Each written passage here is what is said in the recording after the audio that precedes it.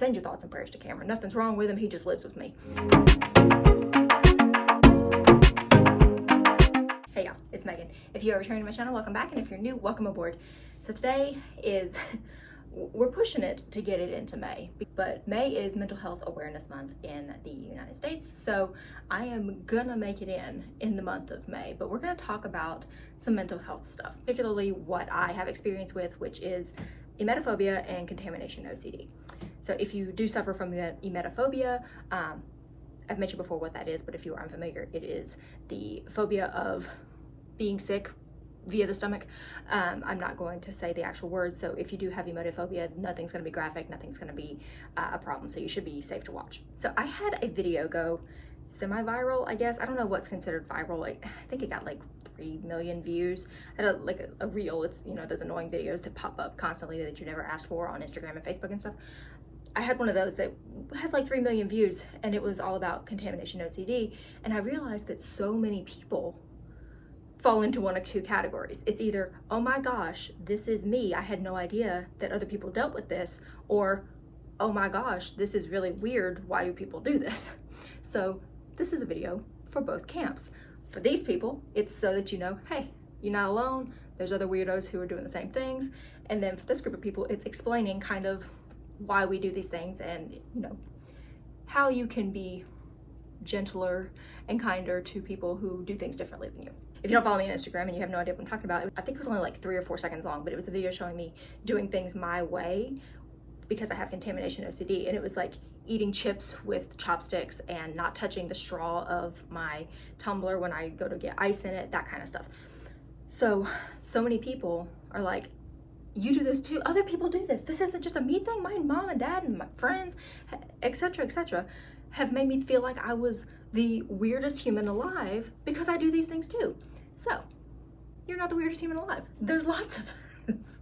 My particular experience, like I said, I have emetophobia, which has turned into contamination OCD. So my OCD does center around germs and cleanliness.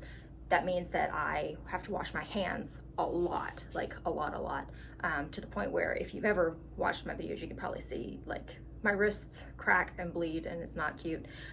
My hands are constantly dry, so I have to use a lot of lotion, but I do have to wash my hands a lot, usually 3 times, because if you know, you know. I usually have to wash my hands 3 times in a row.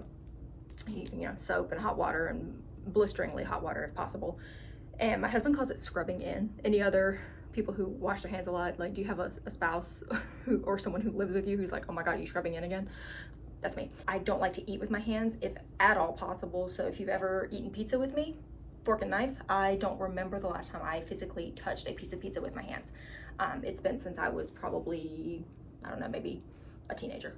It's been definitely over a decade since I touched a piece of pizza with my hands. I keep emergency forks, is what I call them, in my car in case I'm eating, like if we have to stop somewhere. I don't like to eat out because I don't trust it.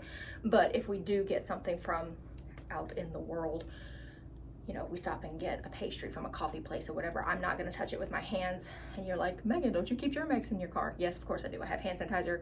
I have, I think, 3 in my purse, 1 in my car, which I know you're not supposed to leave it in the car, but I do. But hand sanitizer does not kill norovirus, which is what makes the tummy troubles. So that's not good enough to prevent what I am concerned about catching. You can come and sneeze on me and I'll just go, ew, that's weird, like, don't do that. But if you are having a stomach sickness in the same county as me, I'm like a panicked monster. It's awful. Send your thoughts and prayers to Cameron. Nothing's wrong with him, he just lives with me. The gist of like what that video was, and I just wanted to explain that, like, that's a thing. If you see someone who's eating something differently than you, don't like make fun of them. I have been made fun of so many times, and at this point I'm used to it. I've been like this. I have done this for so many years that people can poke fun at me. I don't care. I know it's a little weird, it's a little different. So I don't personally care that much when people are like, oh my god, why are you eating Cheez-Its with a spoon like a bowl of cereal? Because I'm not going to touch them with my hands, if at all possible. If you see someone doing something a little weird, be nice to them. Chances are they know it's a little strange. They don't need you to point it out. It's like when you see someone who's very tall and you're like, wow, you're tall, and they're like, really? I was unaware. Wow, you're weird. Yes, I know. We don't need these things pointed out. So for any of my younger friends out there, if you are struggling with something like this. You're like, why am I so different? Why can't I just be normal? Why can't I just, pick up a piece of pizza and eat it? Like, why am I so weird? This is just how your brain is. It's literally a chemical difference in your brain, no different than any other condition that someone has. If someone has diabetes, you don't look at them and be like, wow, you're weird because you have an insulin problem. No, that's not how you look at it. That's just someone whose body works and operates differently than yours. So don't be so hard on yourself. If you do things a little bit differently, that's cool. Do what works for you. As long as you're not hurting anybody else or yourself, that's all that matters. Now, when these conditions get to where they interfere with your everyday life, that's when you probably start noticing and wishing that you could do something about it. About 10 years ago, it was one of the times that my emetophobia took over my life to the point where I kind of stopped eating. And that is where we draw the line, because that's hurting me. That's not something good. I like to eat. I should always want to eat. Eating is what keeps us alive. So keep eating. But I got to where I was so afraid of getting sick that I would just be like, if I don't eat, I can't get sick. Simple as that. It's a common fear, but it's not one that's talked about a lot. So people think that it's very strange to be afraid of it. If someone brings up a spider, if they're like, oh, I have arachnophobia, you're like, oh yeah, that makes sense. Spiders are big and hairy and weird, and I don't like them either. Snakes, people are generally afraid of snakes. Heights, that kind of thing, people get. But when you say, I'm afraid of being sick, people are like, no one likes it. Who likes getting sick?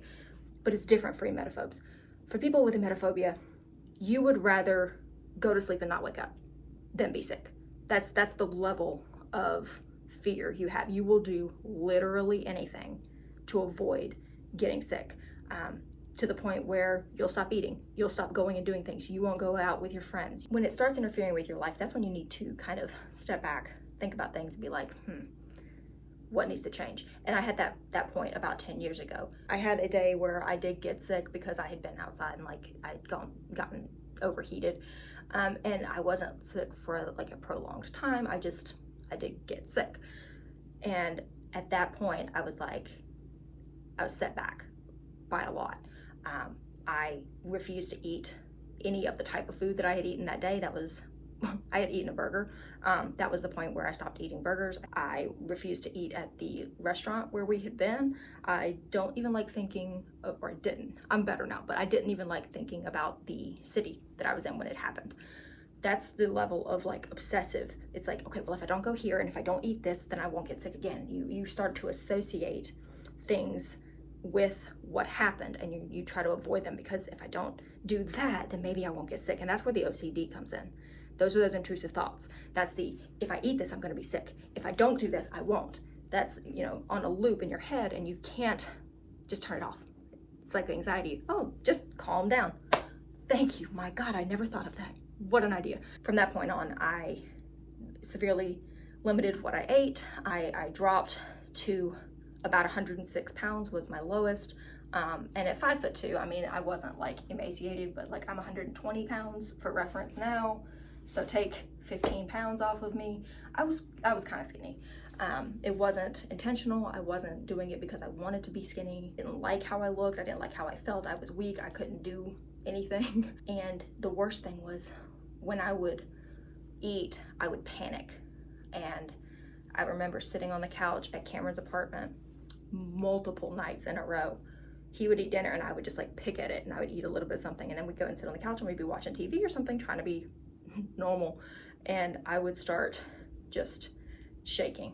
You can't see my legs. I would sit there and my leg would just start bouncing, and I would shake uncontrollably like a chihuahua. It was just I was just shaking. I could not physically hold still because I was so panicked. I was like, okay, I'm not gonna get sick. I'm not gonna get sick. I'm not gonna get sick. And I would just, it's like a mantra. It's like, I'm fine. And he would have to you are okay. You're gonna be fine. All you did was eat, and you're gonna be fine. I had to go to therapy. Let's be completely vulnerable and honest here. I had to go to therapy, and I had to talk to someone, and they sent me, because people don't understand emetophobia when you tell them. They sent me to an eating disorder specialist, because in their minds it was similar somehow. I don't know. But that's who I started with, and she quickly realized that that wasn't my problem. It wasn't I don't want to eat because of XYZ, body image issues, that kind of thing. It was, I don't want to eat because I'm afraid of this physical reaction.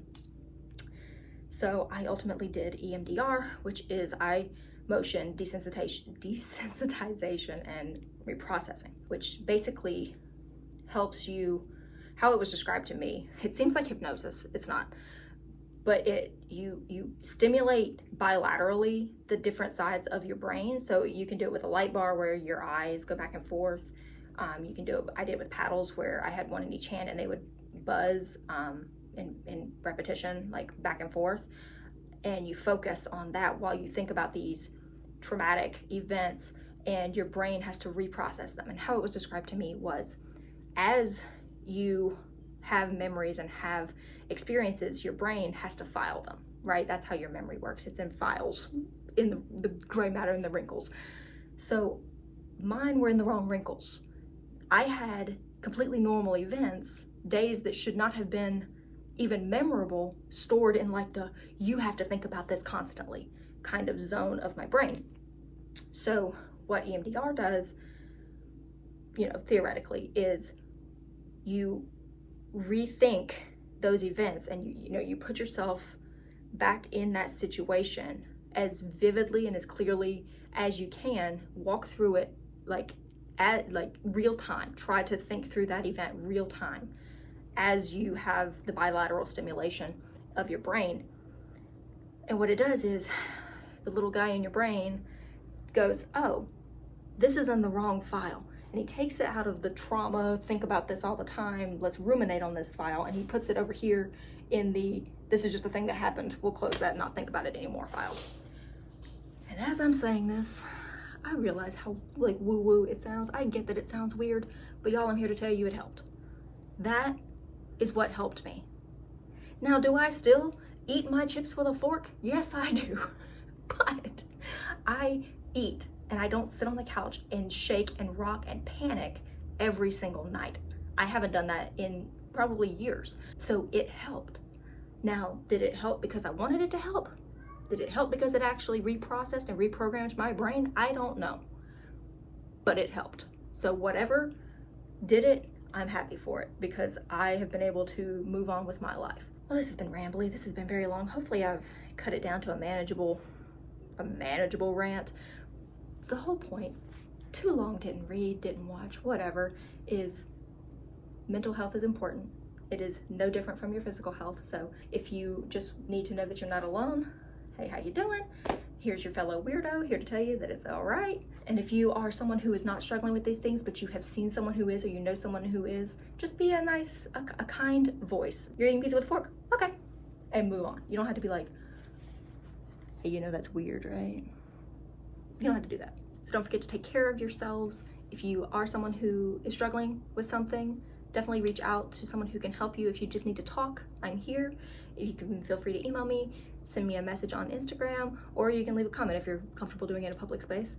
Always happy to talk to you there too. So just know that you are not alone, you are loved, and you are special, and I will see you guys in my next video. Bye, y'all.